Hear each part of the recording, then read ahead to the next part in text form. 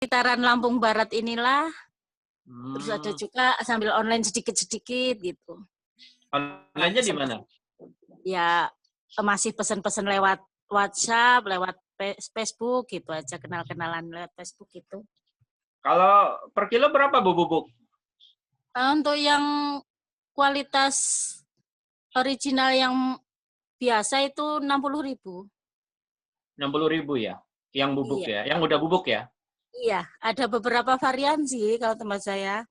Ada Bedanya? kopi bubuk petik merah yang proses natural. Ada kopi pinang muda, ada kopi jahe, ada kopi original pelangi itu yang petiknya ada yang hijau gitu. Ada kopi lanang. Terus ini ada permintaan juga, saya kasih nama kopi mantap jiwa untuk daerah Palembang. Oh gitu. Kalau kopi pinang itu berarti dicampur pinang ya? Iya, kombinasi antara kopi dan pinang. Pinangnya pinang muda, diapain? Dikeringin ya? Ya, buah pinang muda itu setelah dikupas disangrai juga. Oh, disangrai juga. Sangrai, tapi enggak campur dengan kopinya enggak. Beda ya. Banyak permintaannya, Bu? Ya, kalau itu mah enggak terlalu banyak. Cuman orang-orang tertentu lah. Kalau berarti tinggal kalau sudah disangrai tinggal di-mix aja sama kopinya ya? Iya. Berapa perbandingannya, Bu? Kalau saya biasa pakai itu 1:5. Jadi 1 pinang 5 kopi. Oh, 1 pinang 5 kopi. Oh, sana banyak pinang ya? Lumayan banyak sih. Kayak jahe juga iya seperti itu. Sebentar, saya ambil.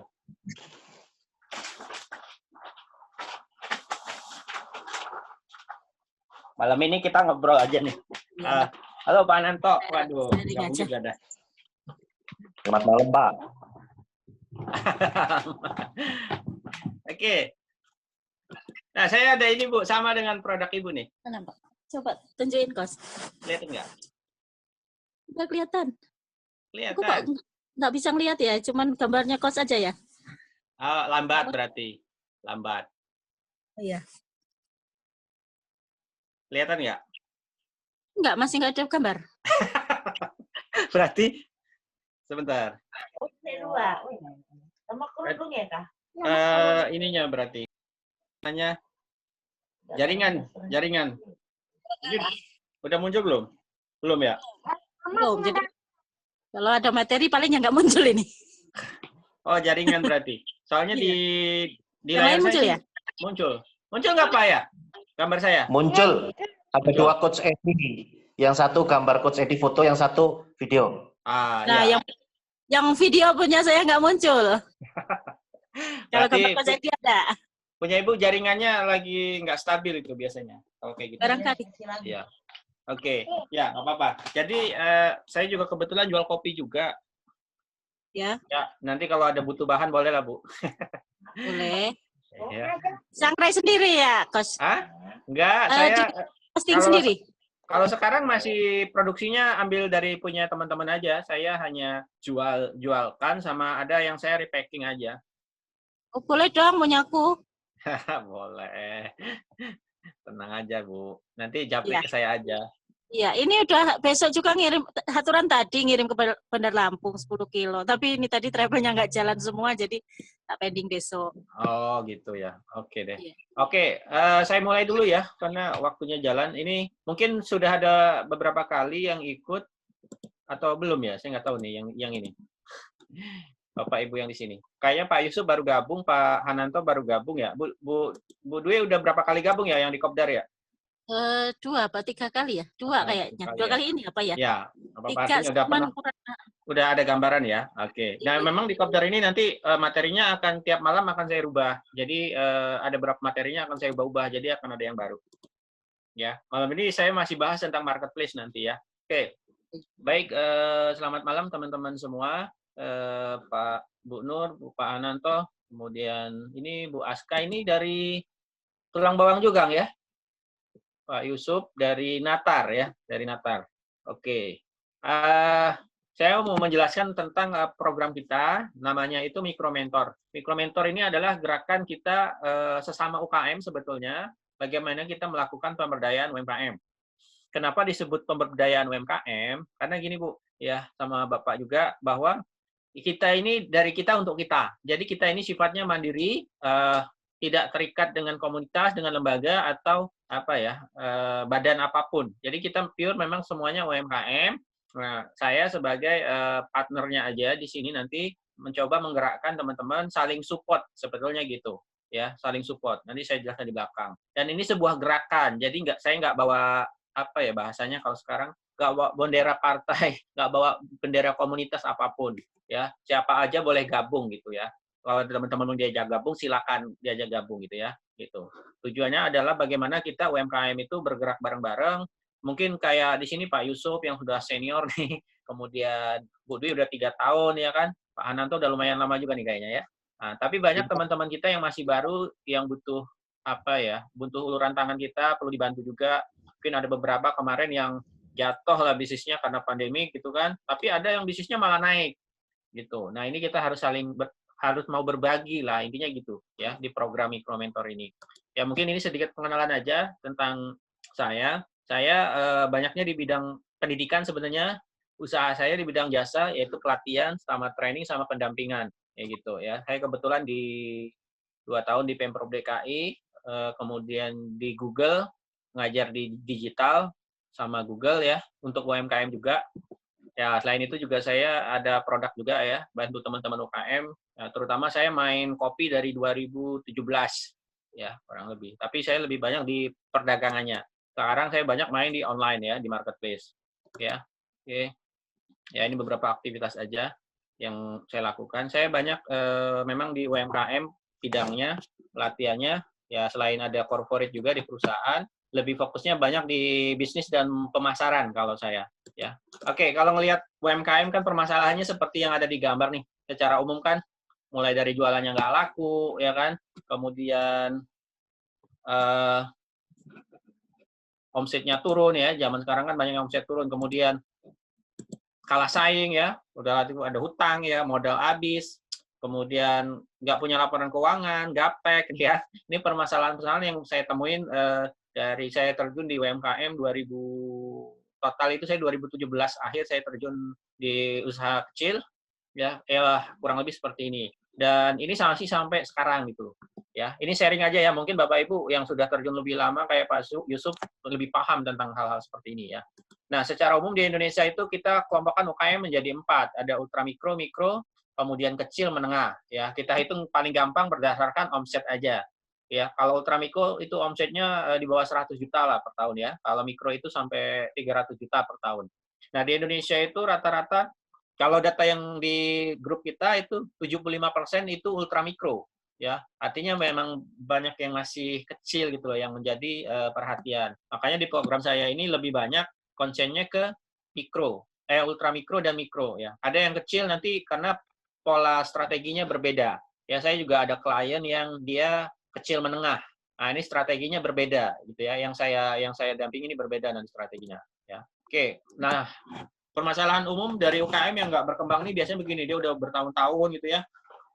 Tapi sulit berkembang ya, setahun mati, 2 tahun hilang gitu. Nah itu kan banyak yang seperti itu, atau jalan di tempat lah ya, usahanya gitu-gitu aja, nggak banyak perubahan. Permasalahannya kurang lebih ada 4 kalau saya rangkum berdasarkan pengalaman saya. Mulai dari kurangnya ilmu, kurangnya skill ya, pengetahuannya terbatas, kemudian juga skill keahliannya juga masih terbatas. Nah, kemudian motivasi. Kalau motivasi ini biasanya paling banyak ditemuin di ultramikro sama pemula ya, karena mereka kurang namanya komunitas atau lingkungan. Ya, motivasi ini berkaitan dengan lingkungan juga. Kalau teman-temannya itu pada nyemangatin kan, jadi dia ikut semangat gitu loh. Ya, makanya kita bikin grup supaya teman-teman saling memotivasi gitu loh. Ya. Nah, yang paling pokok ini yang keempat. Biasanya kalau Bapak Ibu mungkin ikut pelatihan sering ya. Banyak sekarang apalagi di era pandemi ini kan mulai dari pemerintahan, dinas segala macam, kementerian mengadakan pelatihan gitu. Tapi permasalahannya kan nggak selesai di situ. Kenapa? Setelah pelatihan itu kita dibutuh didampingi gitu loh. Apa saja sih permasalahan yang kita hadapi? Karena kan masing-masing UKM ini beda masalahnya. Mungkin di Tulang Bawang mungkin masalah perizinan yang agak sulit, misalnya di Lampung Utara mungkin masalah apa pemasaran misalnya gitu kan beda-beda. Nah ini tugas kita sebagai sesama UKM sebenarnya kalau saya bilang tanggung jawab kita untuk bantu teman-teman. Ya kalau kita sukses bareng-bareng tuh enak gitu loh ya. Jadi kita nggak sendirian.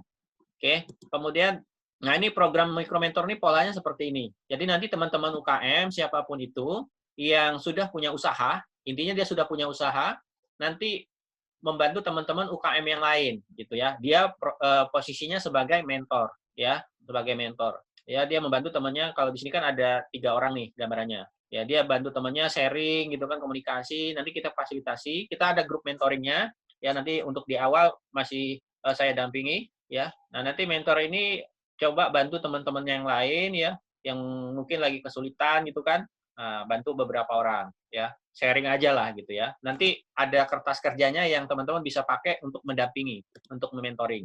Nah, dari pola yang tadi kan nanti terbentuk namanya satu kelompok kecil ya, klaster gitu kan bahasanya gitu, kelompok kecil. Nah, klaster-klaster ini akan banyak harapan saya ke depannya. Jadi misalnya di Lampung Utara, di Lampung Barat tuh ada 10 klaster ya kan, ada klaster kuliner, ada klaster craft gitu kan. Nah, itu semua nanti akan menjadi sebuah ekosistem karena kita bikin sistemnya ya. Saya siapin sistemnya, programnya, teman-teman nanti tinggal jalanin aja gitu ya. Nah, untuk supaya kita UKM berkembang, kita butuh paling tidak 4 elemen, 4 bagian. Yang pertama ada pemerintah. Pemerintah itu yang punya regulasi atau kebijakan atau peraturan, kayak misal perizinan gitu ya. Perizinan kan kita nggak bisa, Bu, ya, harus melalui pemerintahan toh, melalui dinas-dinas terkait kayak halal, PIRT, kemudian ya kebijakan yang baru dibuat yang online ya, NIB, UMK, semua kan kita butuh pemerintah gitu ya. Nah, termasuk pelatihan, pembiayaan, permodalan juga pemerintah ada ya. Kemudian ada swasta, ya swasta atau BUMN. Ini mereka punya yang namanya CSR, ya biaya dana bantuan untuk biasanya untuk masyarakat sekitar atau yang berhubungan dengan bisnis mereka. Nah, ini mereka punya pendanaan, biasanya juga ada kayak pembinaan. Kayak sekarang kemarin kita sama BRI kan, BRI lagi bagus nih programnya. Ada pembinaan mulai dari pelatihan, pembiayaan, ya kan, akses permodalan gitu. Mereka ada gitu ya. Sampai akses kemarin saya ikut tuh yang akses pasar ekspor ya.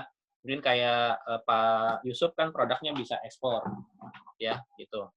Kemudian nanti kita juga bisa bersinergi dengan komunitas atau organisasi atau kelompok yang sudah ada. Kayak misalnya kayak pesantren itu kan banyak ya. Nah, mereka juga butuh belajar usaha toh gitu ya. Mereka adalah pasar dan juga tempat-tempat pembelajaran pengembangan usaha gitu ya.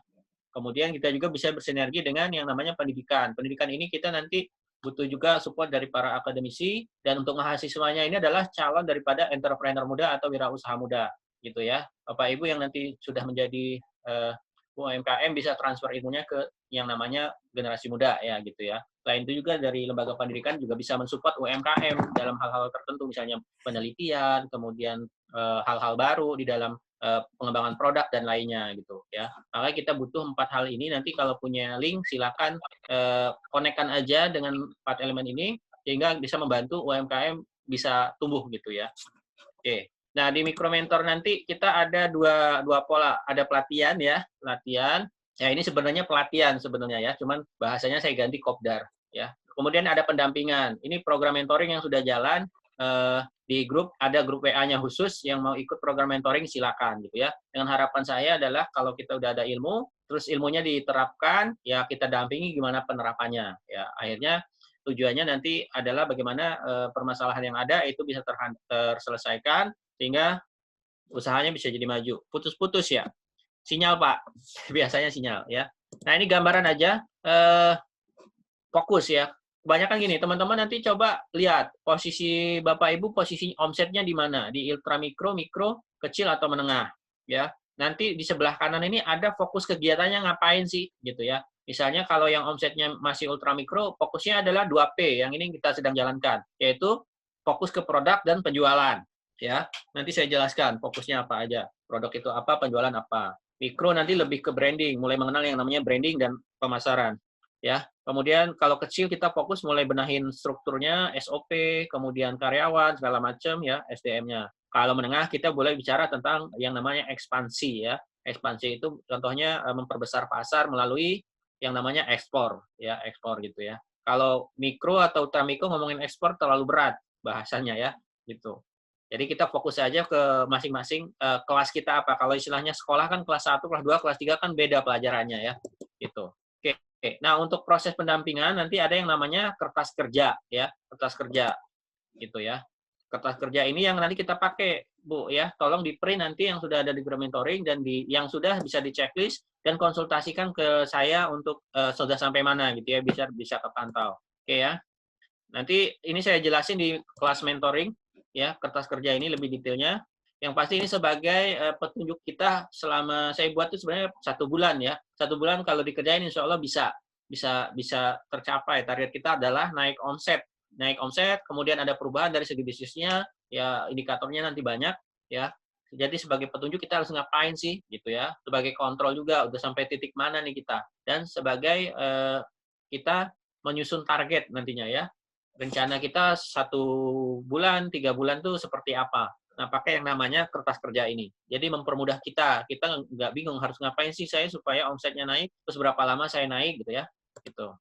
Oke, ada 3 poin di kertas kerja, ada namanya dasar-dasar kewirausahaan, ada nanti fokus 2P, mulai dari produk, kemudian yang terakhir ada yang namanya penjualan, ya. Saya jelaskan sedikit tentang yang namanya dasar-dasar kewirausahaan. Nah, oke, yang namanya entrepreneurship atau kewirausahaan, dasarnya yang utama adalah pola pikir dan mental, ya. Pola pikir sebagai wirausaha apa sih sebetulnya? Ya, yang harus kita bentuk di dalam sebuah usaha, tentunya usaha itu harus menghasilkan uang, bukan aktivitas aja. Bukan aktivitas saja atau kegiatan aja, tapi uangnya nggak ada. Ini banyak terjebak seperti ini nih.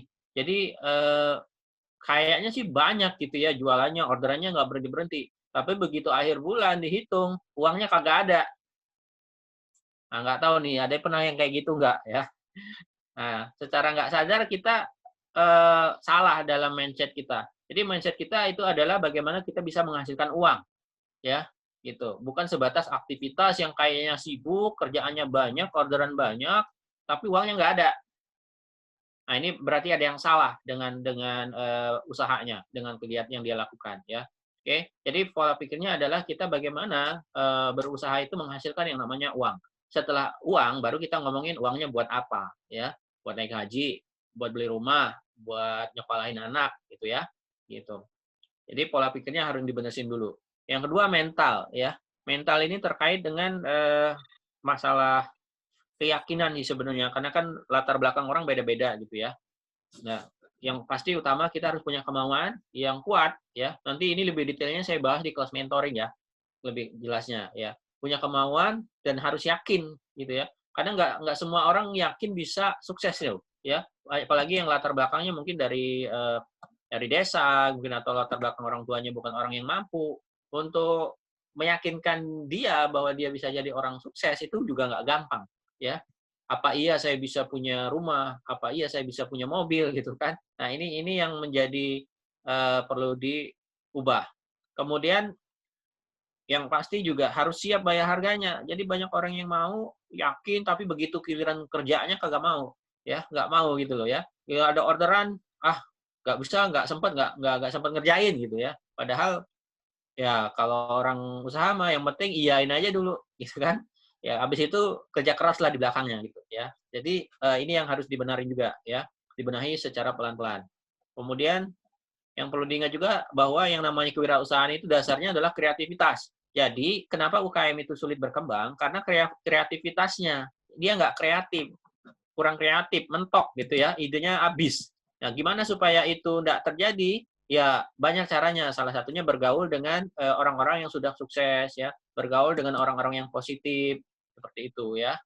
Jadi lingkungan mempengaruhi, kemudian memperluas wawasan dan rasa ingin tahu ya, pengen tahu, belajar terus ya. Sehingga dengan hal itu kita bisa membangun atau meningkatkan kreativitas kita ya. Memang harus kreatif. Oke ya. Kemudian nanti bagi juga ada kelompok-kelompoknya ya tadi yang jelas, pemula, mikro, kecil gitu ya. Dan yang ini yang utama di dasar kewirausahaan itu kita harus punya yang namanya business plan. Ya, yang poin terakhir ini.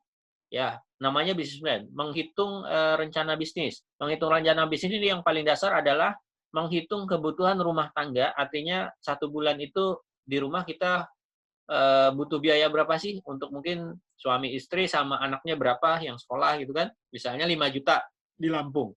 Kalau usahanya itu belum menghasilkan 5 juta, artinya kan belum menutupi kebutuhan rumah. Nah, ini yang kita kejar dulu. Ya, detailnya nanti di kelas mentoring yang saya jelasin. Ya, Bu Dwi udah masuk kelas mentoring kan ya sama Pak Harnanto ya. Gitu. Saya nggak tahu udah dibikin atau belum nih. Besok malam kita bahas. Ya. Oke, yang kedua adalah produk. Ya, produk ini adalah bagian terpenting dari usaha. Ya. Pertama dari produksi. Ya, ini ide produk. Nah, ini panjang nih kalau saya jelasin.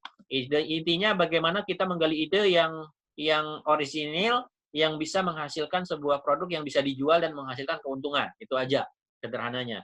Ya.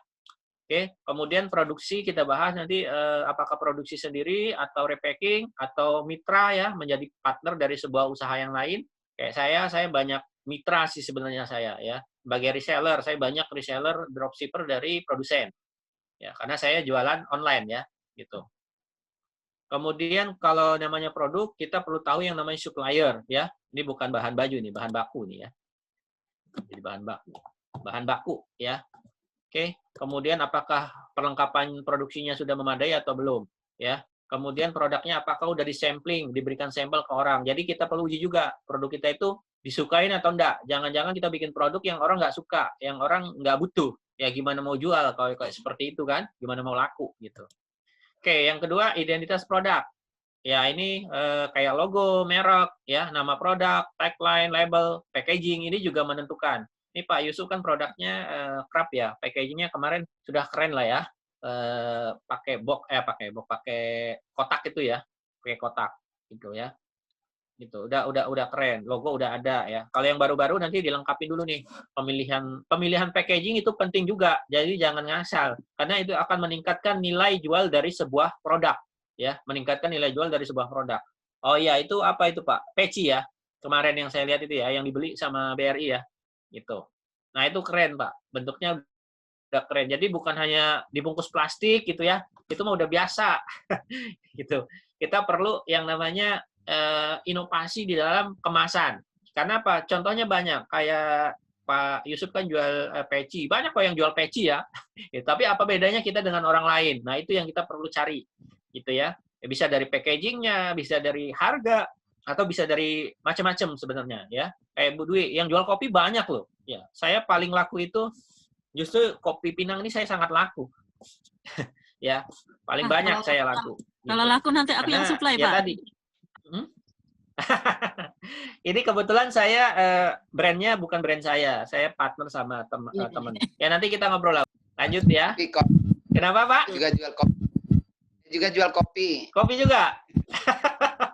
Alhamdulillah kopi lancar. Penjualnya. Kanan juga. Iya.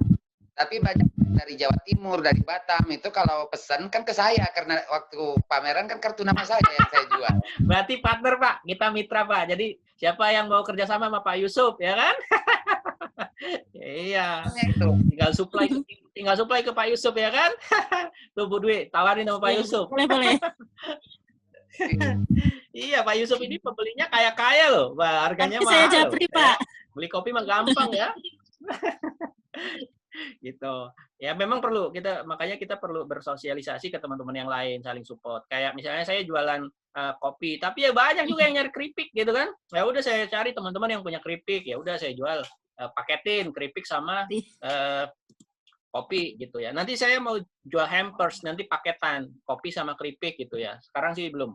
Nanti rencana saya mau bikin tuh ya, di website sama di Tokopedia sama Shopee nanti ya, sama punya Pak Yusuf juga boleh dipaketin nanti ya, itu digabungin. Jadi oleh-oleh khas Lampung ya, gitu. Orang kan sekali beli langsung gitu loh satu toko ya. Tuh, websitenya saya lagi benerin.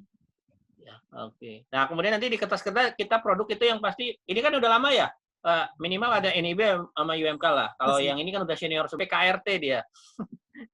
Ya, diizin ya. Nggak tahu nih udah beres atau belum. Karena bahan kimia. Oke ya. Kemudian masih ya? Jauh, panjang. Udah, yang penting bisa jualan dulu lah, Pak. Ya, gitu. Oke, kemudian nanti yang terakhir adalah penjualan. Ya, ini pasti. Saya fokusnya sekarang lebih ke bagaimana ya pandemi ini kita butuh uang cash, ya. Butuh uang cash. Jadi bikin produk yang bagus, produk yang keren, udah itu gimana jualannya bagus, udah itu aja. Nggak mikirin banyak-banyak gitu ya. Nanti penjualan mulai kita bahas nanti kalau di kelas mentoring itu saya jelaskan target pembeli. Siapa sih yang beli produk kita? Nggak semua orang beli produknya Pak Yusuf, nggak semua orang beli produk kopi, ya, nggak semua orang harus beli produknya Pak Harnanto, ya, nggak semua orang. Kita harus tahu siapa pembeli potensialnya, baru kita tentukan strategi jualannya. Ya, di kelas itu kan saya bahas ya, di kelas mentoring. Gitu. Kemudian sampling produk, ya, untuk bagian dari penjualan itu penting, untuk mengenalkan, mempromosikan, ya.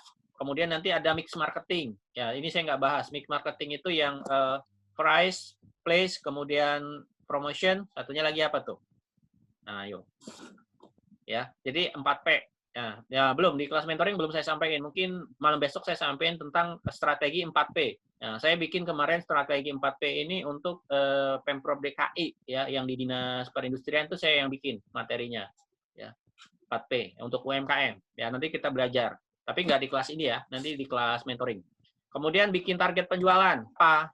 Ya, 1 bulan. Ya, gitu. 1 tahun mau berapa gitu. Nah, kebanyakan kan UKM tuh nggak bikin target, yang penting jalan aja lah, ya kan. Nah, ini yang kadang kita ya salah satu faktor kenapa jalan di tempat gitu. Orang Indonesia kan banyak bersyukur ya. Ya, tapi banyak bersyukurnya itu alasan doang gitu, karena males sebenarnya. Karena males, bukan karena males ininya gitu. Tapi kalau kita gini, kalau kita sudah terbiasa omset 30 juta sebulan, 2 tahun 30 juta, ya tahun kedua naik 40 juta, ya itu mah nggak ada peningkatan namanya, nggak signifikan. Kita nggak berani bekerja di apa namanya di omset yang lebih besar. Kalau guru saya ngajarin tuh di skala besarnya. Kayak Pak Yusuf nih, omsetnya udah 40 jutaan. Harus berani menantang, paling nggak 1 bulan 100 juta nih. Ya, 6 bulan ke depan misalnya. Nggak apa-apa, setting dulu 6 bulan. Nggak bulan depan, harus di-setting dulu. Kalau udah 40 juta sebulan, berarti targetnya ke depannya 6 bulan ke depan misalnya 100 juta. Gitu. Ya udah, targetin. Gitu. Tinggal kita bikin strateginya gimana. Ya, harus berani. Kalau kita nggak berani seperti itu, kita akan ya dari tahun-tahun ya gitu sih, cukup ya cukup. Ya Indonesia kan bersyukur ya kan. Gitu. Tapi kita bicara tentang bisnis. Ingat, usaha itu orientasinya adalah uang ya. Jadi kita harus mata duitan. Ya, bukan tidak bersyukur, bukan ya. Orang bersyukurnya Indonesia ini kan karena alasan doang, karena nggak tercapai, ya kan? Ya syukurin aja lah gitu kan. Ya, bukan seperti itu. Kalau saya dulu lama di perusahaan ya, kerja di 8 perusahaan. Perusahaan tuh bisa besar karena dia menentukan target setiap tahun itu pasti naik terus gitu ya. Karena itu menjadi indikator kalau usahanya berkembang. Makanya target itu perlu disetting ya gitu. Oke ya. Nanti saya bahas lebih detail di situ. Kemudian penjualan offline dan online, kita juga harus punya strateginya. Offline udah pasti ya, udah kita kerjain. Nah, online 7% sih kalau nggak salah kemarin UMKM yang benar-benar bisa memaksimalkan digital atau online. Itu masih kecil sekali. Ya, masih didominasi pemain-pemain besar. UMKM-nya belum. Masih sekitar 7-8% kalau data terakhir yang saya baca dari kementerian itu. Artinya masih banyak UMKM yang sebenarnya sudah punya handphone yang canggih, tapi belum maksimal pakai untuk jualan. Nah, ini yang menjadi PR kita gitu ya. Kemudian yang terakhir bikin laporan penjualan. Kalau udah jualan jangan lupa bikin catatan supaya apa? Kita tahu persis omset kita per bulan berapa, ya kan? Menjadi indikator. Bisa baca datanya. Oh, kemarin saya rugi loh ternyata gitu kan. Turun dari bulan kemarinnya. Ini juga nanti dasar kalau kita butuh permodalan, bantuan dari permodalan dari bank misalnya atau dari lembaga non-bank kan banyak. Atau dari investor itu juga perlu. Oh, Pak Yusuf udah ada, Pak. Alhamdulillah, keren, Pak. Ya. Perlu. Yang penting bentuknya seperti apa? Yang penting ada dulu, ya. Kalau di kelas mentoring kan saya jelasin. Yang penting ada laporan aja, tercatat, ya. Nanti kita bikin kelas khusus laporan penjualan sederhana lah ya untuk UMKM. Oke ya. Nah, ini Bu Ilya baru masuk, kita udah mau lakukan. Nanti ini bentar lagi time limit. Pindah ke link sesi 2 ya, karena memang saya batasin supaya nggak terlalu malam juga. Dan saya uploadnya enak. Nanti di record, ini di record. Oke, ini kertas kerja. Ada yang mau ditanya kira-kira sini? 1 menit lagi masih di kertas kerja. Bu Dwi udah di print belum, Bu? Iya, udah di print, Pak. Cuman belum dikerjakan. Kerjain lah, Bu. Selesai kemarin ngurusin SCH itu langsung di print serentak dengan itu, tapi belum sempat baca-baca. Kali kertas jadi nanti kertas insya Allah nanti itu, kita tanya-tanya lah. Iya, kertas kerja itu saya nggak patok, Ibu harus selesai berapa. Tapi sebenarnya target saya 1 bulan selesai. Ya, artinya kalau itu sudah diselesaikan, insya Allah ada perubahannya dari usahanya. Ya, Cuman kalau memang ibunya belum bisa, kan ada yang lain nggak apa-apa. Berarti ibu harus targetin 2 bulan atau itu. Secepatnya diselesaikan supaya nanti kita bisa bahas yang lain gitu ya, strategi-strateginya. Ya, oke. Itu kan panduan. Nanti materi-materinya pas kelas Zoom-nya yang saya sampaikan. Ya. Oke, ini sebentar lagi. Silakan nge-lab aja. Ini udah mau mati. Pindah ke yang kedua ya. Ini saya matiin ya. Klik link yang kedua.